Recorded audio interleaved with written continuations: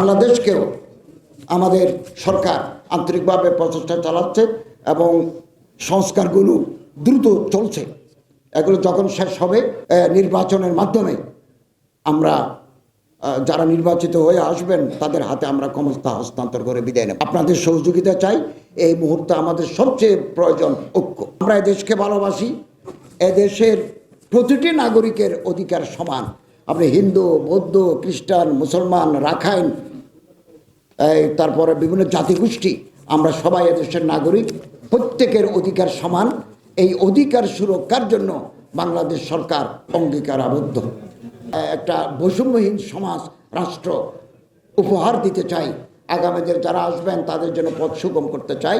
সরকারি খরচে আমরা কোনো অতিথিকে বিনা পয়সায় হজ করাবো না। আমরা এগুলো করবো না এবছর। এখানে আমরা মন্ত্রী পরিষদের সিদ্ধান্ত নিয়েছি, হজ ব্যবস্থাপনার সাথে যারা যুক্ত একমাত্র তারাই হজে যাবে।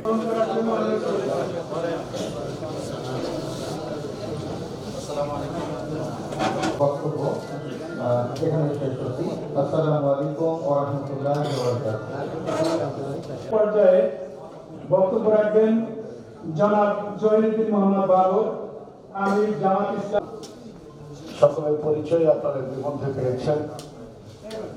সম্মানিত সুধী মণ্ডলী, আল্লাহ তাআলার শুকরিয়া। আজকে যে আবেগের দিন,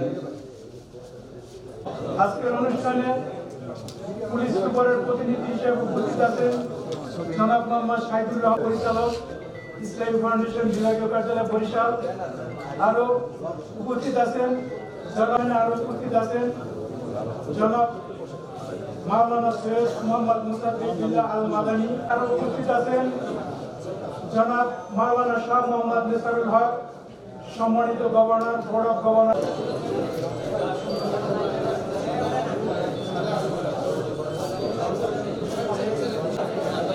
এই এটা নাইম এদিকে নাইম ব্যাগে আসো।